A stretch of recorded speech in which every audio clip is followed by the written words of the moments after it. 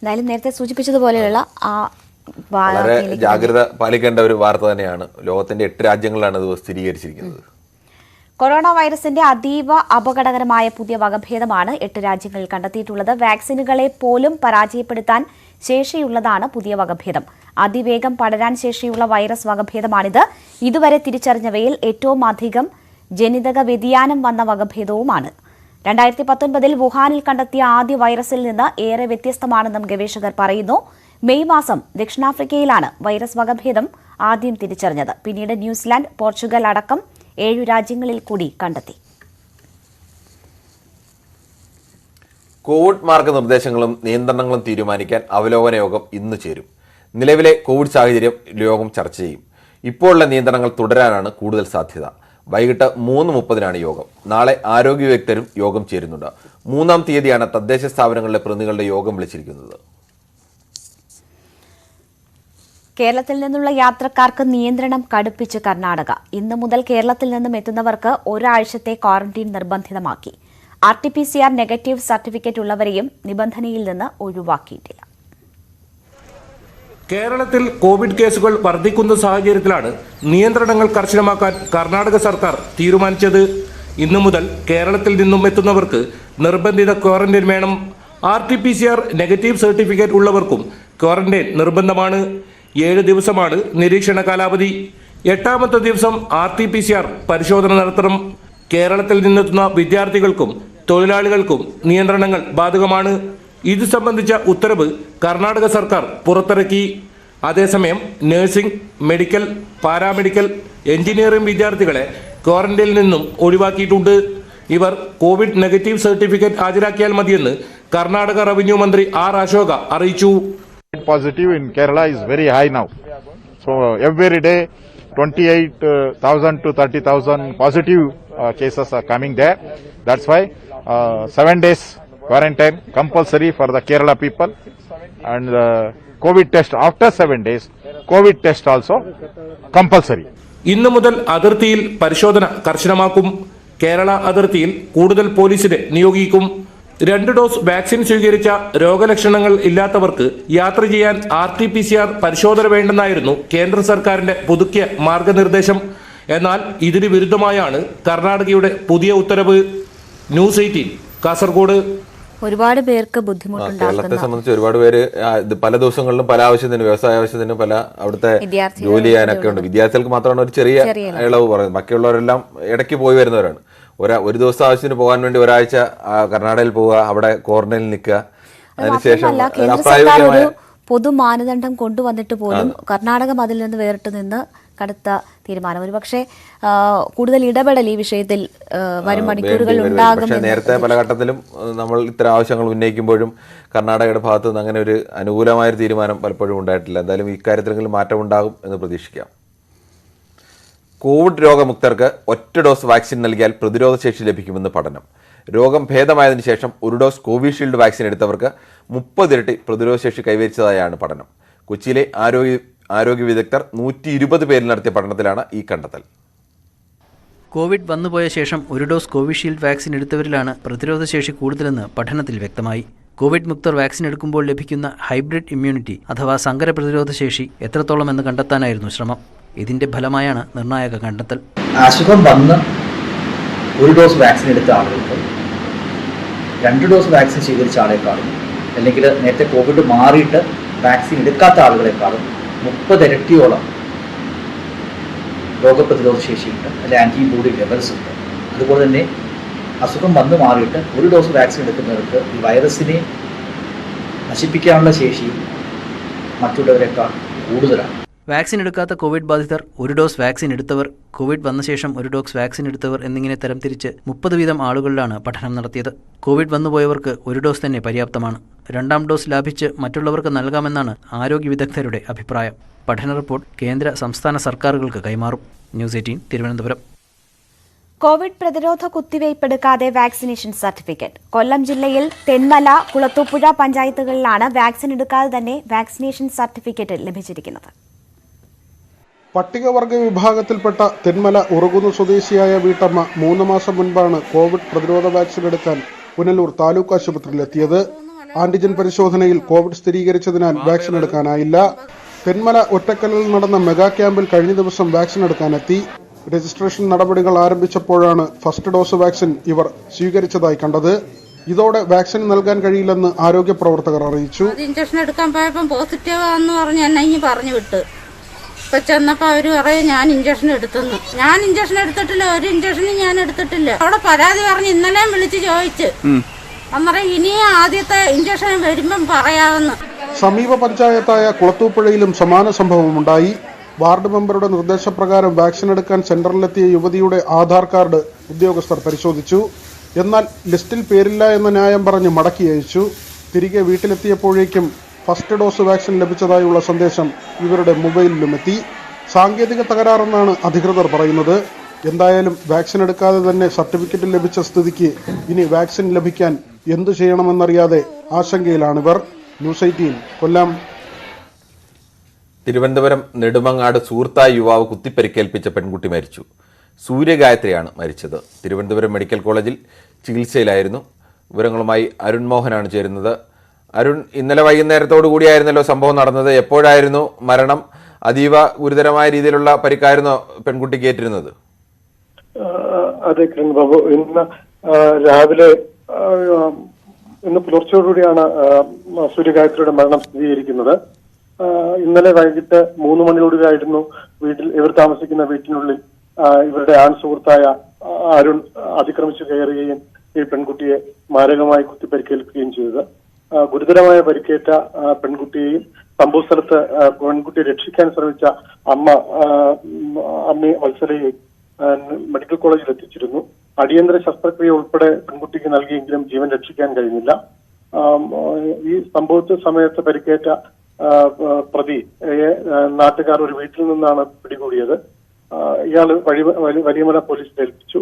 ഇയാൾ നെടുമങ്ങാട് താലൂക്ക് ആശുപത്രി. അരുൺ, ഇങ്ങനെ ഇത്ര ഒരാളെ കൊല്ലത്തക്ക രീതിയിലേക്ക് കുത്തിപ്പരിക്കേൽപ്പിക്കാൻ അതിന് പ്രകോപന കാരണം എന്തായിരുന്നു? അത് സംബന്ധിച്ച് എന്തെങ്കിലും വിവരങ്ങൾ ലഭ്യമായിട്ടുണ്ടോ? പോലീസിൽ നിന്ന് വ്യക്തമായ ഒരു മറുപടി ലഭിക്കുന്നില്ല. എന്നാൽ നമുക്ക് മനസ്സിലാക്കാൻ കഴിയുന്നത് ഈ പെൺകുട്ടിയും അരുണുമായി നല്ല സുഹൃത്ത് ബന്ധവും പ്രണയത്തിലുമായിരുന്നു. ഈ സമയം മറ്റൊരു യുവാവുമായി പെൺകുട്ടി പ്രണയിച്ച് അയാളെ വിവാഹം കഴിക്കുകയായിരുന്നു. എന്നാൽ ആ വിവാഹം അത്ര സുഖകരമായ ദാമ്പത്യത്തിലേക്കല്ല എത്തിയത്. തുടർന്ന് പെൺകുട്ടി അമ്മയോടൊപ്പം താമസിച്ചു വരികയായിരുന്നു. എന്നാൽ ഈ സമയത്തൊക്കെ പെൺകുട്ടിയുമായുള്ള പ്രണയം അരുണും പെൺകുട്ടിയുമായുള്ള പ്രണയം നാട്ടിൽ അറിഞ്ഞതിനെ തുടർന്ന് അരുണിന് മറ്റു വിവാഹമോ ഒന്നും നടക്കാതിരുന്നത് ഇയാളെ വളരെ അസ്വസ്ഥനാക്കിയിരുന്നു. ഇതൊരു പ്രകോപനത്തിന്റെ കാരണമാണ്. മാത്രമല്ല, പല സ്ഥലങ്ങളിൽ വെച്ച് പെൺകുട്ടിയെ സംസാരിക്കുന്ന സമയത്തൊക്കെ പെൺകുട്ടി അസഭ്യം പറയുന്നതൊക്കെ പതിവായിരുന്നുവെന്ന് അരുൺ പോലീസിന് നൽകിയ മൊഴിയിൽ പറയുന്നുണ്ട്. ഇതാണ് ആക്രമിക്കാൻ കാരണമായതെന്നാണ് പറയുന്നത്. അരുൺ മോഹനാണ് വിവരങ്ങൾ നൽകിയത്. എന്തായാലും ദുഃഖകരമായ സംഭവമാണ്. പ്രണയക്കൊല ഒക്കെ നമ്മൾ കണ്ടു. ഇതിപ്പോൾ കൂടുതൽ വിവരങ്ങൾ ഇതുമായി ബന്ധപ്പെട്ട് പോലീസ് പുറത്തുവിടേണ്ടിയിരിക്കുന്നു. പ്രണയ നൈരാശ്യവും പ്രണയവും ഒന്നുമല്ല, അതിനും അപ്പുറത്തെ എന്തൊക്കെയോ പ്രശ്നങ്ങൾ ഇവർക്കിടയിലുണ്ട്. 15ഓളം കുത്തായിരുന്നു ശരീരത്തിലുണ്ടായിരുന്നു. ഇന്നലെ തന്നെ ആശുപത്രിയിൽ എത്തിക്കുമ്പോൾ തന്നെ വളരെ വലിയ ബോധപൂർവം പകയോടുകൂടിയാണ്. അല്ലെങ്കിൽ ഒരാളെ അറിയാതെ അല്ലെങ്കിൽ പെട്ടെന്നൊരു ഇതിനോ ഒരാൾ 10-15 കുത്ത് ഒരുമിച്ച് കുത്തില്ല. ദുഃഖകരമായ വാർത്തയാണ്. എന്തായാലും മരണം സ്ഥിരീകരിച്ചിരിക്കുന്ന മറ്റു വാർത്തകളിലേക്ക് പോകാം നമുക്ക്. കോൺഗ്രസിലെ കലാപങ്ങൾക്ക് പരിഹാരമായി സംഘടനാ തെരഞ്ഞെടുപ്പെന്ന ആവശ്യം ചർച്ചയാക്കി ഗ്രൂപ്പ് നേതൃത്വങ്ങൾ. പുതിയ നേതൃത്വം പാർട്ടിയിൽ പിടിമുറുക്കുന്നതിന് തടയിടാൻ സംഘടനാ തെരഞ്ഞെടുപ്പെന്ന ആവശ്യം പാർട്ടി വേദികളിൽ ഉന്നയിക്കാൻ ഒരുങ്ങുകയാണ് ഗ്രൂപ്പുകളുടെ തന്ത്രം. അതേസമയം പുതിയ പ്രതിസന്ധികൾക്ക് സമവായം തേടി KPCC പ്രസിഡന്റ് ഗ്രൂപ്പ് നേതൃത്വങ്ങളുമായി ചർച്ച നടത്തുമെന്ന സൂചനയും ഉണ്ട്. ഗ്രൂപ്പുകൾ നൽകിയ ലിസ്റ്റ് അതേപടി അംഗീകരിക്കുന്നതല്ല പുനഃസംഘടനയെന്ന് പുതിയ നേതൃത്വം. വീതം വയ്പല്ലെന്ന് പറഞ്ഞ് ഇഷ്ടക്കാരെ തിരികെ കയറ്റുകയാണ് ഉണ്ടായതെന്ന് മറുവിഭാഗം. പുതിയ ലിസ്റ്റിന് പ്രവർത്തകരുടെ പൂർണ്ണ പിന്തുണയുണ്ടെന്നാണ് KPCC നേതൃത്വത്തിന്റെ അവകാശവാദം. അങ്ങനെയെങ്കിൽ സംഘടനാ തെരഞ്ഞെടുപ്പ് നടത്തി അത് തെളിയിക്കട്ടെ എന്നാണ് ഗ്രൂപ്പുകളുടെ നിലപാട്. പുതിയ പ്രതിസന്ധികൾക്ക് പരിഹാരമായി കീഴ്ഘടകങ്ങൾ മുതൽ സംഘടനാ തെരഞ്ഞെടുപ്പാണ് AI ഗ്രൂപ്പുകൾ ആവശ്യപ്പെടുന്നത്. ഇനിയുള്ള പാർട്ടി വേദികളിലും ഹൈക്കമാൻഡിന് മുന്നിലും ഈ ആവശ്യം ഗ്രൂപ്പ് നേതൃത്വങ്ങൾ ഉന്നയിക്കുമെന്നാണ് സൂചന. സംഘടനാ തെരഞ്ഞെടുപ്പ് നടത്തിയാൽ പ്രവർത്തകരുടെ പിന്തുണ തങ്ങൾക്കൊപ്പമുണ്ടാകുമെന്നാണ് ഗ്രൂപ്പുകളുടെ പ്രതീക്ഷ. എന്നാൽ ദേശീയ തലത്തിലെടുക്കുന്ന തീരുമാനങ്ങളുടെ ഭാഗമായിട്ടേ കേരളത്തിലും തെരഞ്ഞെടുപ്പിന് സാധ്യതയുള്ളൂ എന്നതിനാൽ ഇതിന് ഏറെ കടമ്പകളുണ്ട് താനും. പക്ഷേ KPCCയുടെ പുതിയ നേതൃത്വത്തിന്റെ വാദങ്ങൾക്ക് തടയിടാൻ ഈ ആവശ്യം ഉന്നയിക്കുകയാണ് തന്ത്രം. പുനഃസംഘടനാ വിവാദങ്ങൾ ആരംഭിച്ച് ദിവസങ്ങൾ കഴിഞ്ഞിട്ടും കോൺഗ്രസിലെ സംഘർഷ സാഹചര്യങ്ങൾക്ക് ഒരു അയവുമില്ല. വിവാദങ്ങൾ ആരംഭിച്ച ശേഷം ആദ്യമായി പ്രധാന നേതാക്കളെല്ലാം ഇന്ന് തിരുവനന്തപുരത്തുണ്ട്. അനുനയ നീക്കത്തിന്റെ ഭാഗമായി KPCC പ്രസിഡന്റ് ഉമ്മൻചാണ്ടി അടക്കമുള്ളവരുമായി ഇന്ന് ആശയവിനിമയം നടത്തിയേക്കുമെന്നും സൂചനയുണ്ട്. ന്യൂസ് 18 തിരുവനന്തപുരം. സജിത്ത് ചേരുന്നുണ്ട്. സജിത്ത്, കോൺഗ്രസിൽ ഇപ്പോൾ വീണ്ടും ഒരു കലാപത്തിന്റെ അന്തരീക്ഷത്തിൽ തന്നെയാണ് നിൽക്കുന്നത്. ഉമ്മൻചാണ്ടി അടക്കം പരസ്യമായി ഇന്നലെ വീണ്ടും തന്റെ പ്രതികരണം, തന്റെ അനിഷ്ടം വ്യക്തമാക്കി കഴിഞ്ഞു. എന്താണ് ഇനി ഗ്രൂപ്പുകളുടെ പ്രധാനപ്പെട്ട നീക്കം?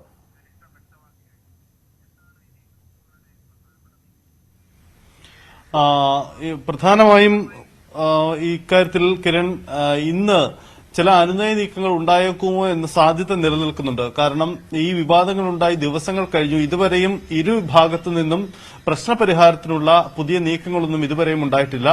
കെ സുധാകരൻ ഇന്നലെ തിരുവനന്തപുരത്ത് അദ്ദേഹം തിരിച്ചെത്തി ഡൽഹിയിൽ നിന്നും. ഉമ്മൻചാണ്ടി തിരുവനന്തപുരത്തുണ്ട്. രമേശ് ചെന്നിത്തല ഇന്ന് തിരുവനന്തപുരത്തേക്ക് എത്തുമെന്ന് കരുതുന്നു. അങ്ങനെയെങ്കിൽ ഈ പ്രധാന നേതാക്കളുമായി കെ സുധാകരൻ ഏതെങ്കിലും തരത്തിലുള്ള ആശയവിനിമയം നടത്താനുള്ള സാധ്യത തള്ളിക്കളയുന്നില്ല. എന്തായാലും പ്രശ്നപരിഹാരത്തിന് അത്തരം ചില നീക്കങ്ങൾ ഉണ്ടാകണം എന്നതാണ് നിലവിലെ സാഹചര്യം. കാരണം ഹൈക്കമാൻഡ് ഇടപെടലിനപ്പുറം ഈ നേതാക്കൾക്കിടയിൽ ഉണ്ടായിരിക്കുന്ന അനൈക്യം, അതില് ഒരു മഞ്ഞുരുകൽ ഉണ്ടായാൽ മാത്രമേ പ്രശ്നപരിഹാരം പൂർണ്ണാർത്ഥത്തിൽ ഉണ്ടാകൂ. എങ്കിൽ മാത്രമേ ഈ പ്രതിസന്ധിക്ക് ഒരു അയവുമാവുകയുള്ളൂ. അതാണ് സാഹചര്യം. കാരണം DCC പ്രസിഡന്റുമാരുടെ ലിസ്റ്റ് പ്രഖ്യാപിച്ചു. ഇനി മുന്നോട്ട് KPCCയുടെ ഭാരവാഹി പട്ടിക പുറത്തിറക്കണം, അതിന്റെ പുനഃസംഘടനാ ചർച്ചകൾ ആരംഭിക്കണം. അങ്ങനെ വലിയ കടമ്പകൾ മുന്നിലുണ്ട്. അപ്പം അത്തരം ചർച്ചകളിലേക്ക് കടക്കുന്നതിന് മുമ്പ് തന്നെ ഈ പ്രശ്നപരിഹാരം ഉണ്ടാക്കുക എന്നതാണ് നീക്കം. ഇതിനിടയിലാണ് പുതിയതായി സജിത്ത്, പുനഃസംഘടന എന്നൊരു ആവശ്യം മുന്നോട്ട് വെക്കുക എന്നത് ശക്തി പ്രകടനമാണല്ലോ ഉദ്ദേശിക്കുന്നത്. ആ ഒരു നീക്കം നടത്തുന്നവർക്കിടയിലേക്കാണ് അനുനയ ശ്രമവുമായി KPCC പ്രസിഡന്റ് എത്താൻ പോകുന്നത്. അതുകൊണ്ട് തന്നെ ആ ശ്രമങ്ങൾക്ക് എന്തെങ്കിലും സാധ്യതകൾ കൽപ്പിക്കേണ്ടതുണ്ടോ?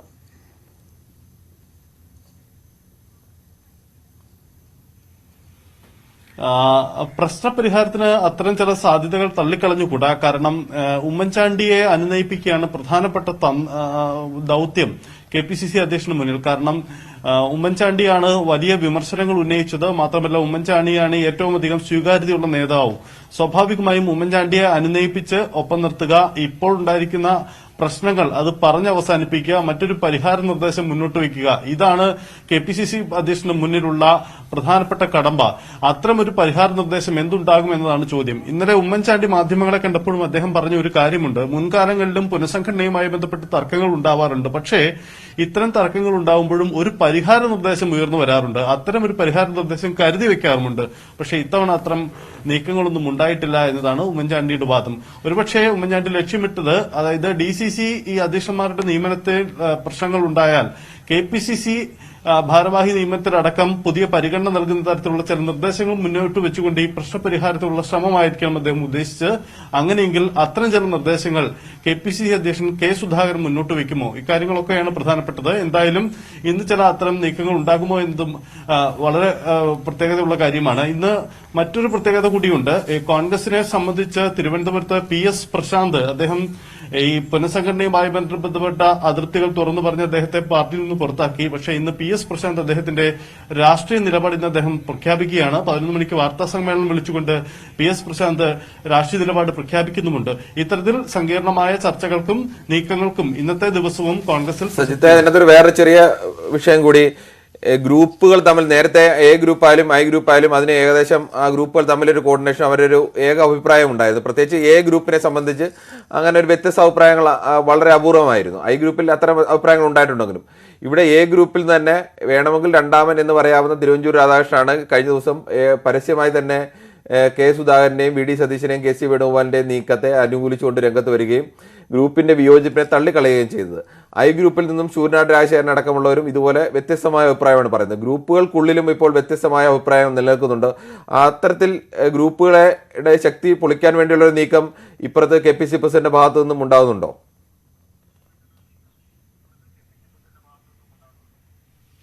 തീർച്ചയായും ഒരുപക്ഷെ അപ്രതീക്ഷിതമായിരുന്നു പ്രധാന ഗ്രൂപ്പുകളിൽ ഇത്ര ശക്തമായ നേതാക്കൾ ഭിന്നത ഉണ്ടാവുക എന്ന കാര്യം. അതായത് തിരുവഞ്ചൂർ രാധാകൃഷ്ണൻ, PT തോമസ് അടക്കമുള്ളവർ, പാലോട് രവി നേരത്തെ തന്നെ നിലപാട് മാറ്റം പ്രഖ്യാപിച്ചതാണ്. ഈ തരത്തിലുള്ള പ്രധാനപ്പെട്ട നേതാക്കളെല്ലാം ഈ ലിസ്റ്റിന് പിന്തുണ പ്രഖ്യാപിച്ചുകൊണ്ടുള്ള രാഷ്ട്രീയ നീക്കം പ്രഖ്യാപിച്ചു. മാത്രമല്ല, തിരുവഞ്ചൂർ രാധാകൃഷ്ണൻ താൻ A ഗ്രൂപ്പുമായുള്ള ബന്ധം ഉപേക്ഷിച്ചു എന്ന തരത്തിലുള്ള പ്രസ്താവന തന്നെയാണ് ഇന്നലെ അദ്ദേഹം നടത്തിയതും.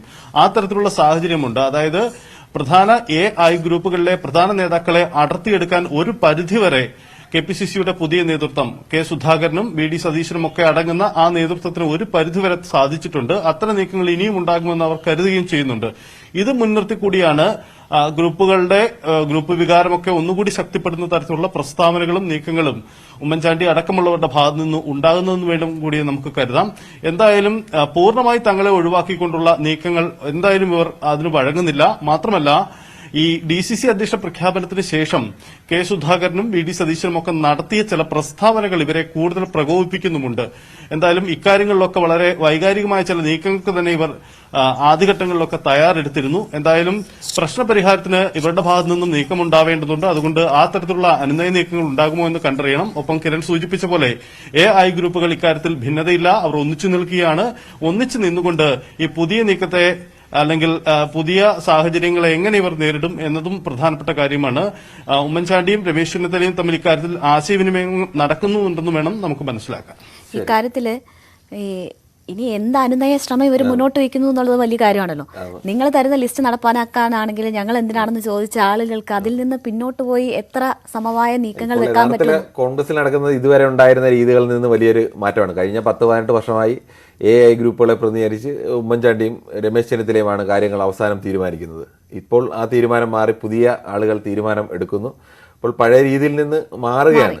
മാറ്റം ഉണ്ടാകുമ്പോൾ സ്വാഭാവികമായും കോൺഗ്രസ് പാർട്ടി ഇവർക്ക് എത്ര പിന്നോട്ട് പോകാൻ കഴിയും എന്നുള്ള ചോദ്യങ്ങളുണ്ട്. പഴയ പോലുള്ള ആരോഗ്യം പാർട്ടിക്ക് ഇപ്പോഴുണ്ടോ? ഇതിലും വലിയ അടിയൊക്കെ ഉണ്ടായിട്ടുള്ള പാർട്ടിയാണ്. അവസാന നിമിഷം സ്ഥാനാർത്ഥികളെ നിശ്ചയിച്ച് മാറ്റുകയും അവരെ മത്സരിപ്പിച്ച് ജയിക്കുകയൊക്കെ ചെയ്തിട്ടുള്ള പാർട്ടിയാണ്. പക്ഷെ അന്ന് ഈ പാർട്ടിക്ക് വലിയ ശക്തി ഉണ്ടായിരുന്നു. ഇന്ന് അങ്ങനെയല്ല. ആര് വന്നാലും അടർത്തിയെടുക്കാൻ തയ്യാറായി നിൽക്കുന്ന മറുപക്ഷവും ഉണ്ട്. ഇപ്പോൾ പണ്ടത്തെ സാഹചര്യം അങ്ങനെ ആയിരുന്നില്ല. കോൺഗ്രസ് വിട്ടാൽ മറ്റൊരു പാർട്ടിയിലേക്ക് വരുന്നത് അല്ലെങ്കിൽ പോകാൻ നേതാക്കൾക്കും പ്രയാസമായിരുന്നു. CPM ഇടതുപക്ഷവും പോലും സമീപനം മാറ്റിയ ഒരു സാഹചര്യം നമുക്ക് കോൺഗ്രസിന്റെ തന്നെ ഒരു വാർത്തയിലേക്ക് പോകുന്നുണ്ട്. കോൺഗ്രസിൽ നിന്ന് രാജിവെച്ച AV ഗോപിനാഥിനെ അനുനയിപ്പിച്ച് പാർട്ടിയിൽ തിരിച്ചെത്തിക്കാനുള്ള ശ്രമങ്ങൾ ശക്തമാക്കിയിരിക്കുകയാണ് നേതൃത്വം. DCC പുനഃസംഘടനയിൽ വിമർശനമുയർത്തിയവർക്കെതിരെ നടപടിയെടുത്തിട്ടും ഗോപിനാഥിനെ സംരക്ഷിക്കുന്ന നിലപാടാണ് പാർട്ടി സ്വീകരിച്ചിരിക്കുന്നത്. എന്നാൽ AV ഗോപിനാഥിന്റെ നിലപാട് ഇനിയും വ്യക്തമാക്കിയിട്ടില്ല. വിവരങ്ങളുമായി പ്രസാദ് ഉടുമ്പശ്ശേരിയാണ് ചേരുന്നത്. പ്രസാദ്, ഇന്നലെ പാർട്ടി വിട്ടു എന്ന് AV ഗോപിനാഥ് പറയുന്നു. പിണറായി വിജയനെ വല്ലാതെ പുകഴ്ത്തി. സാധാരണഗതിയിൽ ഒരാൾ പുകഴ്ത്തുന്നതിനപ്പുറത്തേക്ക് ഉള്ളൊരു പുകഴ്ത്തലാണ് ഇന്നലെ AV ഗോപിനാഥ് നടത്തിയത്. ഇതെല്ലാം കേൾക്കുമ്പോൾ സ്വാഭാവികമായും എങ്ങോട്ടാണ് AV ഗോപിനാഥിന്റെ പോക്ക് എന്നത് ഏറെക്കുറെ വ്യക്തമാണ്. പക്ഷേ അദ്ദേഹത്തിന് മറ്റു ചില വാക്കുകൾ അങ്ങനെ ഒരു പോക്കിന് ഞാൻ തീരുമാനമെടുത്തിട്ടില്ല എന്ന മട്ടിലും കേൾക്കുന്നുണ്ട്. ഇന്നലെ സുധാകരൻ അടക്കം പറഞ്ഞത് AV ഗോപിനാഥിന്റെ കാര്യത്തിൽ തനിക്ക് ശുഭപ്രതീക്ഷയുണ്ട്, അങ്ങനെ വിട്ടുപോകുന്ന ഒരാളല്ല എന്നാണ്. എന്താണ് നമുക്ക് ഇക്കാര്യത്തിൽ നമുക്ക് കൂടുതൽ സൂചനകൾ നൽകാൻ കഴിയുന്നത്? അതിനുശേഷം പ്രസാദ്, അതിനുശേഷം പല ചർച്ചകളിലും വന്നിട്ട് സുധാകരൻ പറഞ്ഞാൽ എനിക്ക് അതിനപ്പുറം ഒന്നും ചെയ്യാൻ പറ്റത്തില്ല എന്ന് രാത്രി പറയുകയും കൂടി ചെയ്തു. ഈ നേരം ഒരു രാത്രി പുലരുമ്പോഴേക്ക് തീരുമാനത്തിൽ എന്തെങ്കിലും മാറ്റമുണ്ടോ?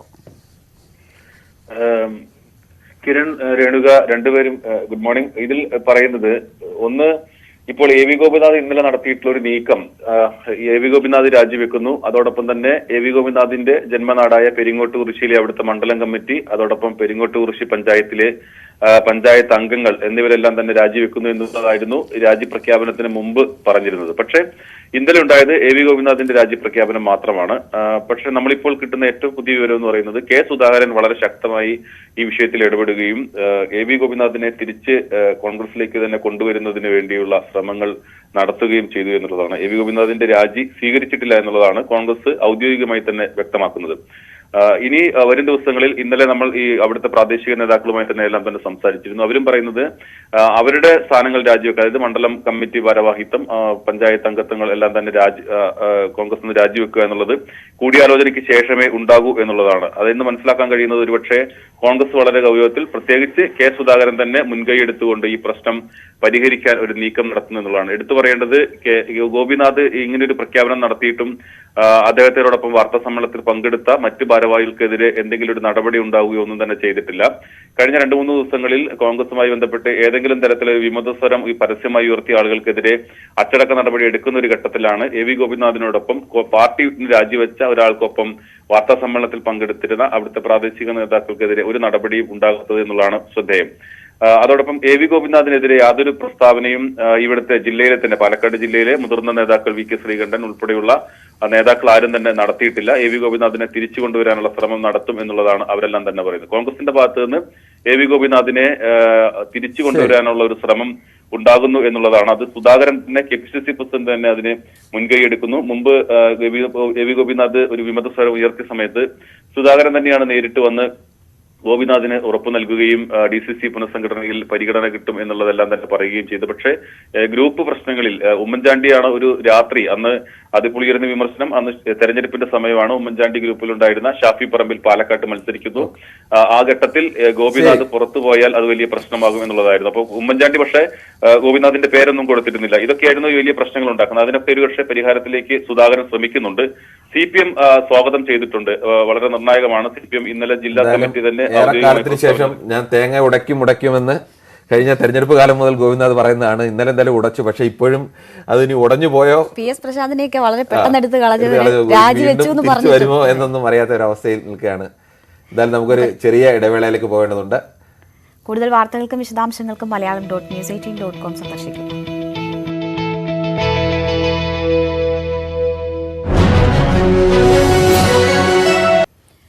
സുപ്രീം കോടതിയുടെ പുതിയ 9 ജഡ്ജിമാർ ഇന്ന് സത്യപ്രതിജ്ഞ ചെയ്ത് ചുമതലയേൽക്കും. രാവിലെ 10:30 ചീഫ് ജസ്റ്റിസ് NV രമണ സത്യവാചകം ചൊല്ലിക്കൊടുക്കും.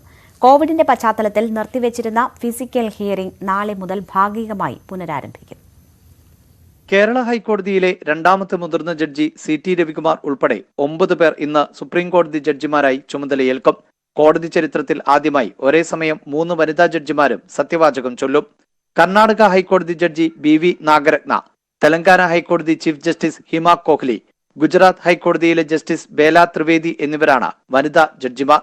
ഇതിൽ BV നാഗരത്ന 2027 ആദ്യ വനിതാ ചീഫ് ജസ്റ്റിസ് ആയേക്കും. കർണാടക ഹൈക്കോടതി chief justice Abhay OK, Gujarat ഹൈക്കോടതി ചീഫ് ജസ്റ്റിസ് വിക്രംനാഥ്, സിക്കിം ഹൈക്കോടതി chief justice KJ Maheshwari, Madras ഹൈക്കോടതിയിലെ ജസ്റ്റിസ് MM സുന്ദരേഷ് എന്നിവരും അഭിഭാഷകരിൽ നിന്ന് മുൻ അഡീഷണൽ സോളിസിറ്റർ ജനറൽ PS നരസിംഹയും ചുമതലയേൽക്കും. സാധാരണ ജഡ്ജിമാരുടെ സത്യപ്രതിജ്ഞാ ചടങ്ങ് നടക്കുന്നത് ചീഫ് ജസ്റ്റിസിന്റെ കോടതിയിലാണ്. എന്നാൽ കോവിഡ് പ്രോട്ടോകോൾ നിലനിൽക്കുന്നതിനാൽ ഓഡിറ്റോറിയത്തിലാണ് ചടങ്ങ്. KP Abhilash, News 18, Delhi. വെള്ളിയാങ്കല്ല് പൈതൃക പാർക്കിലെ ചുമരുകളിൽ ഇനി പന്തിരുകുലത്തിന്റെ കഥ പറയും. സിനിമ കലാസംവിധായകൻ രതീഷ് പട്ടാമ്പിയുടെ നേതൃത്വത്തിലാണ് പന്തിരുകുലപ്പെരുമ ചുമരുകളിൽ ആലേഖനം ചെയ്യുന്നത്. തൃത്താല വെള്ളിയാങ്കല്ല് പൈതൃക പാർക്കിനകത്തെ ചുമരുകളിലാണ് പറയിപ്പറ്റ പന്തിരുകുലപ്പെരുമയുടെ കഥ വരകളിലാക്കുന്നത്. വർണ്ണങ്ങൾ ചാലിച്ച് ചുമരുകളിൽ പന്തിരുകുലപ്പെരുമയുടെ കഥാമുഹൂർത്തങ്ങളെ വരച്ചെടുക്കുന്ന ചിത്രകലാജോലികൾ അവസാന ഘട്ടത്തിലാണ്. സിനിമാ കലാസംവിധായകൻ രതീഷ് പട്ടാമ്പിയുടെ നേതൃത്വത്തിലാണ് വര പുരോഗമിക്കുന്നത്. 5 പേരടങ്ങുന്ന സംഘം 2 ആഴ്ച കൊണ്ടാണ് ചുമർ ചിത്രകലാജോലികൾ പൂർത്തിയാക്കിയത്. പന്തിരുകുലത്തിന്റെ മാതാപിതാക്കളായ വരരുചിയുടെയും പഞ്ചമിയുടെയും ദേശദേശാന്തരങ്ങൾ താണ്ടിയുള്ള യാത്രയാണ് ചുമരുകളിൽ വരയ്ക്കുന്നത്. തൊട്ടടുത്ത ചുമരിൽ മേഴത്തോൾ അഗ്നിഹോത്രി, പാക്കനാർ രചകൻ, കാരക്കലമ്മ, അകവൂർ ചാത്തൻ, വടുതല നായർ, തിരുവള്ളുവർ, ഉപ്പുകൂറ്റൻ, പാണനാർ എന്നിവരുടെ ചിത്രങ്ങൾ ആലേഖനം ചെയ്യുന്നുണ്ട്. ചരിത്രത്തിലൂടെ കേട്ടറിവുള്ള കഥാപാത്രങ്ങളെ ചുമരിലേക്ക് പകർത്തുന്നതിൽ മക്കളായ +2 വിദ്യാർത്ഥി അഭിജിത്ത്, 7ാം ക്ലാസ് വിദ്യാർത്ഥി അഭിലാഷ് എന്നിവരും രതീഷ് പട്ടാമ്പിക്ക് സഹായികളായുണ്ട്. ചിത്രകലാകാരന്മാരായ സമിജേഷ് കാപ്പ, ജിതിൻ വൈക്കത്തൂർ എന്നിവരും ഒപ്പമുണ്ട്. News 18, പട്ടാമ്പി. ഇനി നമുക്ക് അതിഥിയിലേക്ക് കടക്കാം. എല്ലാവരും കാത്തിരിക്കുകയായിരിക്കും. ഇപ്പോൾ പ്രത്യേകിച്ച് വീടുകളിലൊക്കെ ഏറെ പരിചിതയായ ഒരു അതിഥിയാണ് നമുക്കുള്ളത്. സൂപ്പർ ഹിറ്റായി OTT പ്ലാറ്റ്ഫോമിൽ ഓടുന്ന ഹോം എന്ന ചിത്രത്തിലെ പ്രിയ, അതായത് ദീപ തോമസ്. ദീപ തോമസ് ഇപ്പോൾ നമുക്കൊപ്പം ചേരുകയാണ്. Deepa, good morning. Good morning Deepa. Deepa വൈറസിലുണ്ടായിരുന്നു, ട്രാൻസിലുണ്ടായിരുന്നു, മോഹൻകുമാർ ഫാൻസിലുണ്ടായിരുന്നു. പക്ഷേ ഒരു നടിയെന്ന നിലയിൽ ദീപ ആഘോഷിക്കപ്പെടുന്നത് ഹോം വന്നതിന് ശേഷമാണ്. എന്തൊക്കെയാണ് ഹോം എന്ന ചിത്രം ദീപയിൽ ഉണ്ടാക്കിയ മാറ്റങ്ങൾ?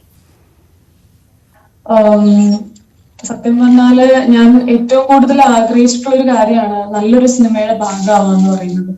ഒത്തിരി സന്തോഷമുണ്ട് ഹോം എന്ന് പറയുന്ന പടത്തിൽ അഭിനയിക്കാൻ പറ്റിയതില്.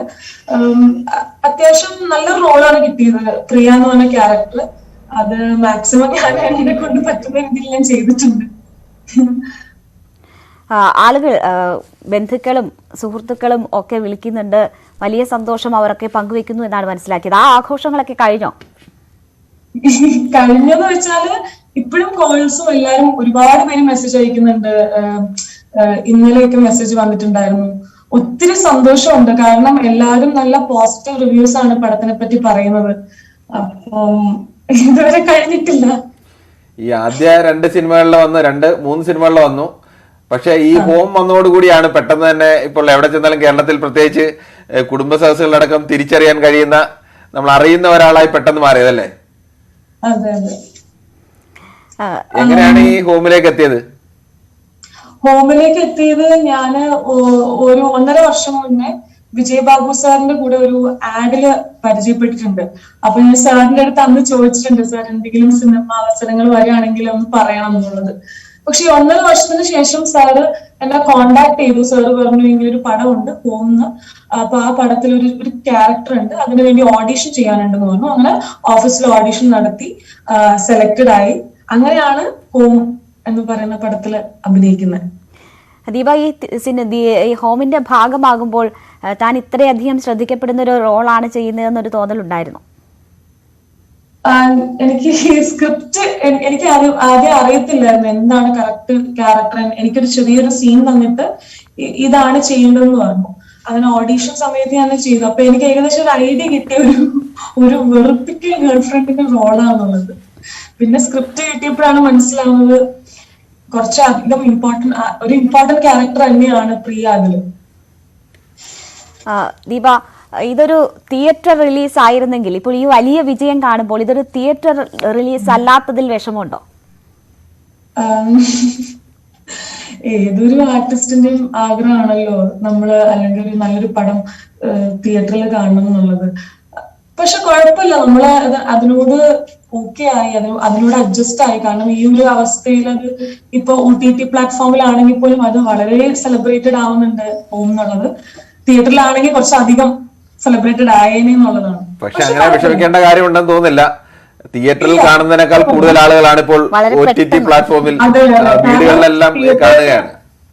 അതെ, ഒരു പരിധിയുണ്ട്. പക്ഷെ ഈ OTT-യിൽ റിലീസ് ആയതുകൊണ്ട് തന്നെ ഒത്തിരി സ്ഥലങ്ങളില് നമുക്ക് പ്രതീക്ഷിക്കാത്ത ഒത്തിരി സ്ഥലങ്ങളിലേക്ക് അത് റിലീസ്ഡ് ആയി. അതിന്റെ റിവ്യൂസ് ഒക്കെ ഞാൻ യൂട്യൂബിൽ കാണുന്നുണ്ടായിരുന്നു.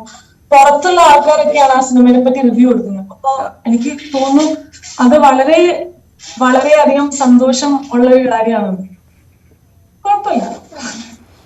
ദീപ, ഈ ഇന്ദ്രൻസ് എന്ന ഒരു അനുഗ്രഹീത നടൻ, മറ്റേത് മഞ്ജു പിള്ള, വളരെ ഫ്രണ്ട്ലി ആയിട്ടുള്ള മഞ്ജു പിള്ള, പിന്നെ നെൽസനും ശ്രീനാഥ് ഭാസിയും, എങ്ങനെയായിരുന്നു സെറ്റ്? ആദ്യത്തെ ദിവസം സെറ്റിൽ പോകുമ്പോ കുറച്ച് പേടിയുണ്ടായിരുന്നു, എങ്ങനെയാണ് ഇവരെങ്ങനെയായിരിക്കും എന്നുള്ളത്. കാരണം സീനിയർ മോസ്റ്റ് ആക്ടേഴ്സ് ആണല്ലോ രണ്ടുപേരും. ശ്രീനാഥ് ഭാസിനെ എനിക്ക് വൈറസ് എന്ന സിനിമയിൽ ഓൾറെഡി പരിചയമുണ്ട്, ഞങ്ങൾ ഒരുമിച്ച് അഭിനയിച്ചിട്ടുണ്ട്. അപ്പം ഓൾറെഡി അറിയാവുന്ന ഒരു വ്യക്തിയായിരുന്നു. അതുകൊണ്ട് വളരെ കംഫർട്ടബിൾ ആയിരുന്നു ഭാസി ചേട്ടനായിട്ട് വർക്ക് ചെയ്യാൻ. പക്ഷെ ഇന്ദ്രൻ സാറും മഞ്ജു ചേച്ചി എങ്ങനെയായിരുന്നു എന്നുള്ളത് അറിയില്ലായിരുന്നു. പക്ഷെ ഓരോ ദിവസം കഴിയുന്തോറും ശരിക്കും ആ ഹോം എന്ന് പറയുന്ന പടം ശരിക്കും അവരൊരു അച്ഛനും അമ്മയും അത്രയും കമ്പനി ആയിരുന്നു, വളരെ ഹെൽപ്ഫുൾ ആയിരുന്നു ഓരോരോ ഷോട്ടിന്റെ സമയത്ത്. ഇന്ദ്രൻ സാറൊക്കെ ശരിക്കും പറഞ്ഞാൽ ആ സിനിമയിൽ എങ്ങനെ തന്നെയാണോ അത് തന്നെയാണ് റിയൽ ലൈഫിലും. വളരെ ഹമ്പിൾ ആയിട്ടുള്ള ഒരു പേഴ്സൺ ആണ്. എനിക്കറിയില്ല ഇത്രയും ഹമ്പിൾ ആയിട്ട് ഒരാൾക്ക് ഇങ്ങനെ ഇരിക്കാൻ പറ്റുന്നതെന്ന്. മഞ്ജു ചേച്ചി ആണെങ്കിൽ എപ്പോഴും സംസാരിച്ചോണ്ടിരിക്കുന്ന ഒരാളാണ്. വളരെ ഓണായിരുന്നു. എപ്പോഴും സെറ്റ് ആണെങ്കിലും ഒരിക്കലും അത് ഡള്ളായിട്ട് ഇരുന്നിട്ടില്ല. എപ്പോഴും ഇവര് സംസാരിച്ച് ഭയങ്കര ഓണാക്കിക്കൊണ്ടിരുന്ന ഒരു സെറ്റായിരുന്നു. അതുകൊണ്ട് തന്നെ കംഫർട്ടബിൾ ആയിരുന്നു അവരായിട്ട് അഭിനയിക്കാൻ. അതുപോലെ മോഡലിംഗ് കൂടിലാണല്ലോ ഈ സിനിമയിലേക്ക് എത്തിയത്. വീട്ടിലെ അച്ഛന ഒരു റിട്ടയർഡ് ഹെഡ് മാഷ്, അമ്മ ഇപ്പോൾ ഹെഡ് മിസ്സസ് ആയിരിക്കുന്നു. ഇങ്ങനത്തെ ഒരു ഫാമിലിയിൽ വന്ന് സിനിമയെ കുറിച്ച് മുൻ പരിചയം അല്ലെങ്കിൽ സിനിമയിൽ ഏതെങ്കിലും ഫാമിലിപരമായ ഏതെങ്കിലും ബന്ധമൊന്നും ഇല്ലാത്തൊരു ഫാമിലി, പ്രത്യേകിച്ച് അധ്യാപകരായ രക്ഷാകർത്താക്കള് മക്കളെ ഈ തരത്തിലേക്ക് വിടാൻ പ്രയാസം വരുന്നതാണ്, അവർ എതിർപ്പൊക്കെ പറയേണ്ടതാണ്. അതിനെയൊക്കെ മറികടന്ന് എങ്ങനെയാണ് ഈ മോഡലിംഗിലേക്കും സിനിമയിലേക്കും ഒക്കെ എത്തിയത്? സത്യം പറഞ്ഞാല് ഞാൻ നഴ്സിംഗ് പഠിക്കുമ്പോഴാണ് എനിക്ക് മോഡലിങ്ങിനോട് ഒരു ഇൻട്രസ്റ്റ് വരാൻ തുടങ്ങിയത്. എനിക്ക് ട്രൈ ചെയ്യണം ഒന്ന്, കാരണം നഴ്സിംഗ് ഞാൻ ബേബി മെമ്മോറിയൽ കോളേജിലാണ് പഠിച്ചത്, കോഴിക്കോട്. അപ്പൊ ആ സമയത്ത് നമുക്ക് ആർട്സ് ഫെസ്റ്റിവൽ ഒക്കെ വരുമായിരുന്നു. അപ്പൊ അതിൽ ഞാനിങ്ങനെ മിസ് കോളേജ് എന്നൊക്കെ പറഞ്ഞിട്ട് ഒരു കോൺടെസ്റ്റിൽ പങ്കെടുക്കുമായിരുന്നു. അങ്ങനെ അതില് വിന്നറൊക്കെ ആയിട്ടുണ്ട്. അപ്പം അതിനുശേഷമാണ് എനിക്ക് പുറത്തെ പേജൻസിൽ ട്രൈ ചെയ്യണം, അങ്ങനെയാണ് മിസ് സൗത്ത് ഇന്ത്യയിൽ പോകുന്നത്. അതിന് ശരിക്കും പറഞ്ഞാൽ ഒരു റീസൺ എന്റെ അച്ചാച്ചനാണ്. അച്ചാച്ചയ്ക്ക് അറിയാം എനിക്ക് ഈ പേജിനോട് ഒരു ഇഷ്ടമുണ്ട് എന്നുള്ളത്. അപ്പൊ അതിനുശേഷം അച്ചാച്ചന് ഒരു പത്രത്തിൽ ഇങ്ങനെ ഒരു ആഡ് വന്നപ്പം എന്നോട് പറഞ്ഞു അപ്ലൈ ചെയ്ത് നോക്കാം, എങ്ങനെയുണ്ടെന്ന് നോക്കാം. അങ്ങനെ അതിൽ പങ്കെടുത്തു. അതില് ടോപ്പ് 10 ആയി. അതിനുശേഷമാണ് മിസ് സൗത്ത് ഇന്ത്യ എന്ന് പറഞ്ഞൊരു പേജിൽ പങ്കെടുക്കുന്നത്. അതിൽ റണ്ണറപ്പ് ആയിരുന്നു, സെക്കൻഡ് റണ്ണറപ്പ് ആയിരുന്നു. പിന്നീട് ഇങ്ങനെ കുറെ ആഡ് വർക്ക്സ് കിട്ടാൻ തുടങ്ങി. പിന്നെ അതിനോടൊരു ഇഷ്ടം വരാൻ തുടങ്ങി. മകളുടെ കലാപ്രവർത്തനം തിരിച്ചറിയുന്ന ഹെഡ്മാഷായ അച്ഛനായിരുന്നു അല്ലേ? അതേപോലെ അമ്മയും ഭയങ്കര ഇൻട്രസ്റ്റ് കാണിച്ചായിരുന്നു. ഞാൻ ഇതിലേക്ക് പോകുന്നുണ്ടെന്ന് പറഞ്ഞപ്പം അമ്മയും ഭയങ്കര ഹെൽപ്ഫുൾ ആയിരുന്നു. ദീപ, ഈ മോഡലിംഗ് അതിൽ നിന്ന് സിനിമയിലേക്ക് എത്തിയിരിക്കുകയാണ്. മോഡലിംഗ് ഇപ്പോഴും തുടരാനാണോ ആഗ്രഹം? വളരെ പാഷനായിട്ടാണോ അതുകൊണ്ട് നടക്കുന്നത്? മോഡലിംഗ് തുടരാൻ ഇപ്പോഴും ആഗ്രഹമുണ്ട്, ഇഷ്ടമാണ്. പക്ഷെ ഒരു പടി കൂടുതൽ എനിക്ക് സിനിമയോട് ഇപ്പോഴും ഇഷ്ടം വന്നിട്ടുണ്ട്. മോഡലിംഗ് സൈഡിലൂടെ ഇപ്പോഴും ഞാൻ ചെയ്യുന്നുണ്ട്. ഇപ്പൊ സിനിമ ചെയ്യുന്നതിന്റെ ഇടയിൽ കൂടെ തന്നെ മോഡലിംഗ് ആഡ് വർക്ക്സ് ഒക്കെ വരുമ്പോൾ TVC ആഡ് വർക്ക്സ് ഒക്കെ ചെയ്യുന്നുണ്ട്, ഫോട്ടോഷൂട്ട്സും ചെയ്യുന്നുണ്ട്. പക്ഷെ അഭിനയം ഇപ്പോ ഒരു അതിനോടൊരു ഇഷ്ടം, കൂടുതൽ ഇഷ്ടം വരാൻ തുടങ്ങി. അതുകൊണ്ട് ഇപ്പോ ഈ ഇതിലേക്ക് ഹോമിലേക്ക് വന്നത് എങ്ങനെയാണെന്ന് പറഞ്ഞല്ലോ. അതിനുശേഷം പുതിയ ഓഫറുകൾ കിട്ടുന്നുണ്ടോ? ഇപ്പോൾ ദീപ തോമസിനെ അന്വേഷിച്ച ആളുകൾ അങ്ങോട്ട് വിളിക്കുന്നുണ്ടോ? സിനിമ സ്ക്രിപ്റ്റ് വന്നിട്ടുണ്ടായിരുന്നു, പക്ഷെ നല്ലത് വരാൻ വേണ്ടി വെയിറ്റ് ചെയ്യണം. വീട്ടിൽ തന്നെ ഈ സിനിമയിൽ അഭിനയിച്ച ഒരു നടൻ കൂടി ഉണ്ടല്ലോ, ഒരു വലിയൊരു നടൻ, ഒരു കുഞ്ഞു നടൻ. ആ നടൻ അടുത്തുണ്ടോ? അപ്പോ എന്റെ കസിനാണ്, ഇതെന്റെ കസിനാണ് അപ്പു. അൽഫോൺസ് കെ ജോസഫ് അല്ലേ? അതെ, അൽഫോൺസ് കെ ജോസഫ്. ദീപ, നിങ്ങളുടെ റിലേഷൻ എന്ന് പറയാമോ? എന്റെ അമ്മേന്റെ ബ്രദറിന്റെ മോനാണ്. എന്ത് പറയുന്നു അൽഫോൺസ്? ഹലോ, അൽഫോൺസിനോട് സംസാരിക്കാൻ പറയൂ. ഓ അപ്പു സംസാരിക്കും. Good morning Appu. അപ്പു എന്നാണോ വീട്ടിൽ വിളിക്കുന്ന പേര്? Good morning. അപ്പു, എങ്ങനെയായിരുന്നു ആദ്യത്തെ സിനിമയിൽ അഭിനയിച്ച് സിനിമാ നടനൊക്കെ ആയത് അറിഞ്ഞോ അപ്പു?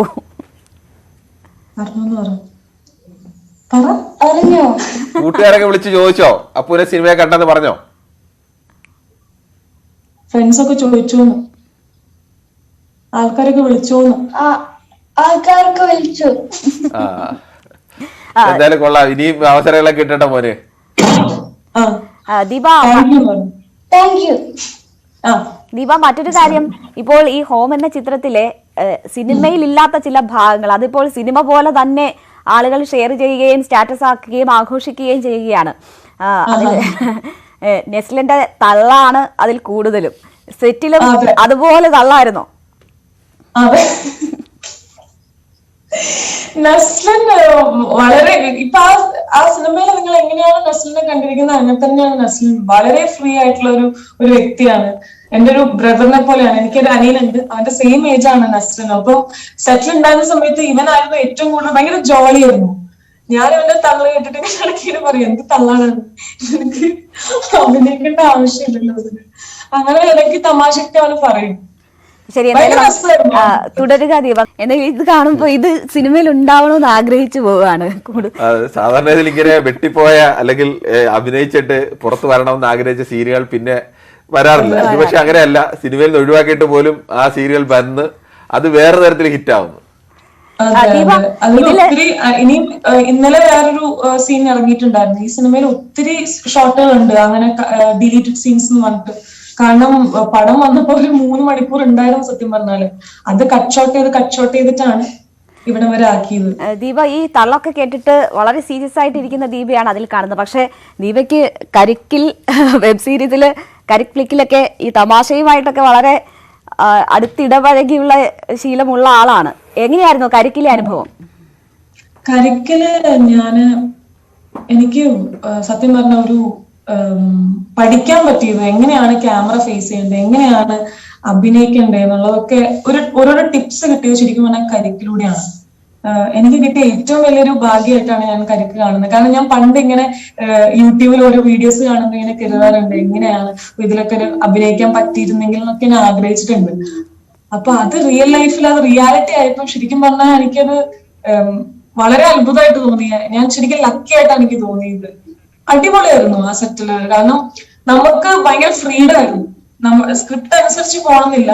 ആ സ്ക്രിപ്റ്റില് നിങ്ങൾക്ക് ഇഷ്ടമുള്ള രീതിയിൽ നിങ്ങളുടേതായ രീതിയിൽ നമുക്ക് ആ ഡയലോഗിനെ ഇതാക്കാം, ഇംപ്രൂവൈസ് ചെയ്യാം. അങ്ങനെ ഒത്തിരി ഹെൽപ്ഫുൾ ആയിരുന്നു എനിക്ക് കരിക്ക്. ആക്ച്വലി ക്യാമറ ഫിയർ മാറ്റി തന്നത് കരിക്കിലൂടെ വന്നപ്പോഴാണ്. ശരി, എന്തായാലും നമുക്ക് സമയം അവസാനിക്കാൻ പോവുകയാണ്. ദീപയായിട്ട് ഒരുപാട് വിശേഷങ്ങൾ ചോദിക്കണമായിരുന്നു. എല്ലാ ആശംസകളും നേരുകയാണ് ദീപ ആഗ്രഹിക്കുന്നത് പോലെ സിനിമയിൽ മുന്നോട്ട് പോകാൻ കഴിയട്ടെ എന്ന് ആശംസിക്കുന്നു. ഒരുപാട് അവസരങ്ങൾ ഉണ്ടാവട്ടെ. ശരി, നന്ദി ഞങ്ങൾക്കൊപ്പം ഇത്രയും സമയം ചെലവഴിച്ചത്. കരിപ്പൂർ സ്വർണ്ണക്കടത്ത് കേസിലെ 2ാം പ്രതി അർജുൻ ആയങ്കിയുടെ ജാമ്യ ഹർജിയിൽ ഹൈക്കോടതി ഇന്ന് വിധി പറയും. നേരത്തെ 2 തവണ സാമ്പത്തിക കുറ്റകൃത്യങ്ങൾക്കുള്ള പ്രത്യേക കോടതി ജാമ്യാപേക്ഷ തള്ളിയതിനെ തുടർന്നാണ് അർജുൻ ആയങ്കി ഹൈക്കോടതിയെ സമീപിച്ചത്. കേസിലെ മറ്റു പ്രതികൾക്ക് ജാമ്യം ലഭിച്ചെന്നും തെളിവെടുപ്പും ചോദ്യം ചെയ്യലും പൂർത്തിയായെന്നും ചൂണ്ടിക്കാട്ടിയാണ് ഹർജി. പുതിയ തെളിവുകളൊന്നും കണ്ടെത്താൻ അന്വേഷണ സംഘത്തിന് സാധിച്ചിട്ടില്ല. ഈ സാഹചര്യത്തിൽ ജാമ്യം അനുവദിക്കണമെന്നാവശ്യപ്പെട്ടാണ് ഹർജി നൽകിയിരിക്കുന്നത്. തൃപ്പൂണിത്തുറ MLA കെ ബാബുവിന്റെ വിജയം അസാധുവാക്കണമെന്നാവശ്യപ്പെട്ട് എം സ്വരാജ് നൽകിയ തെരഞ്ഞെടുപ്പ് ഹർജി ഹൈക്കോടതി ഇന്ന് വീണ്ടും പരിഗണിക്കും. ഹർജിയിൽ എതിർകക്ഷിയായ കെ ബാബുവിന് ഹൈക്കോടതി നേരത്തെ നോട്ടീസ് അയച്ചിരുന്നു. മണ്ഡലത്തിൽ ശബരിമല അയ്യപ്പന്റെ പേര് പറഞ്ഞ് ബാബു വോട്ട് അഭ്യർത്ഥിച്ചെന്ന് ചൂണ്ടിക്കാട്ടിയാണ് സ്വരാജ് കോടതിയെ സമീപിച്ചത്. കെ ബാബുവിന്റെ തെരഞ്ഞെടുപ്പ് വിജയം അസാധുവാക്കി തന്നെ വിജയിയായി പ്രഖ്യാപിക്കണമെന്നാണ് ആവശ്യം. ഓണനാളിൽ പുറത്തിറങ്ങിയ ഒപ്പനപ്പാട്ടിന്റെ ഈണമുള്ള ഓണപ്പാട്ട് ശ്രദ്ധേയമാവുന്നു. കൽബിലെ ഓണം എന്ന ആൽബമാണ് പുതിയ രീതിയിൽ ഓണപ്പാട്ടിലൂടെ അവതരിപ്പിച്ചത്. ഓണനിലാവിൻ കനവോടെ ഓമൽ പെണ്ണികൾ വന്നല്ലോ, കണ്ണിൽ സുറുമതൻ ഓളങ്ങൾ പൂക്കളമിട്ടു പുഞ്ചിരിയാ. ഓണനാളുകളിൽ പുറത്തിറങ്ങിയതാണ് ഖൽബിലെ ഓണം ആൽബം. ഒപ്പനപ്പാട്ടിന്റെ ഈണമാണ് ഈ ഗാനത്തെ ശ്രദ്ധേയമാക്കിയത്. ജയൻ മുതുകുളമാണ് ആൽബം അണിയിച്ചൊരുക്കിയത്.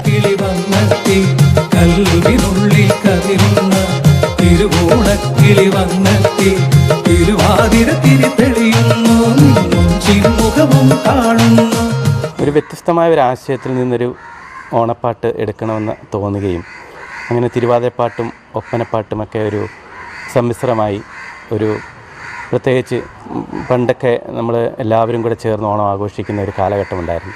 അതിൻ്റെ ഒരു ഓർമ്മപ്പെടുത്തലുകൾ കൂടെ ഉൾപ്പെടുത്തിക്കൊണ്ട് ആണ് ഈ ചെറിയൊരു ആൽബം ചെയ്തത്. കണ്ടല്ലൂർ ലാഹിരിയുടെ വരികൾക്ക് ഈണം പകർന്നു പാടിയത് മനു തിരുവല്ല. സൂര്യനാരായണൻ, അനന്യ എന്നിവരാണ് പ്രധാന വേഷങ്ങൾ അവതരിപ്പിച്ചത്. ഇല ക്രിയേഷൻസിന്റെ ബാനറിൽ നിർമ്മിച്ച കൽബിലെ ഓണം ആൽബം യൂട്യൂബിൽ നിരവധി പേരാണ് കണ്ടത്.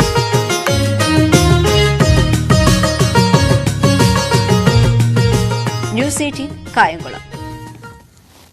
വിൻ ബൈനെ എന്ന മ്യൂസിക്കൽ ഗാനം സമൂഹമാധ്യമങ്ങളിൽ ശ്രദ്ധ നേടുന്നു. ഹഡീസായി സംഗീത സംവിധാനം നിർവഹിച്ച ഗാനം ആലപിച്ചിരിക്കുന്നത് അഭിരാം സുന്ദറാണ്. മാധ്യമപ്രവർത്തകൻ ജോയ് തമലത്തിന്റേതാണ് വരികൾ. ഗാനത്തിന് ചുവടുവച്ചിരിക്കുന്നത് സീരിയൽ താരം കരോളിൻ ആൻസിയും പ്രേംശങ്കറും ചേർന്നാണ്. സുരേഷ് കൃഷ്ണയാണ് സംവിധാനം. നൃത്ത സംവിധാനം അഖിൽ ദർശൻ. രാജ്യത്തെല്ലാവരും വാക്സിൻ എടുത്ത് കോവിഡിനെ പ്രതിരോധിക്കാൻ സജ്ജരാണെന്ന് ഉറപ്പാക്കാൻ നെറ്റ്വർക്ക് 18 പ്രതിജ്ഞാബദ്ധമാണ്. അതിനായുള്ള ബോധവൽക്കരണമാണ് ഫെഡറൽ ബാങ്കുമായി ചേർന്ന് നടത്തുന്ന Sanjeevani campaign. Health expert Apollo 24/7 ഈ ദൗത്യത്തിൽ പങ്കാളികളാകുന്നു. കൂടുതൽ വിവരങ്ങൾക്ക് moneycontrol.com/sanjeevani എന്ന വെബ്സൈറ്റ് സന്ദർശിക്കുക. അപ്പോൾ ഒരിടവേള കൂടി.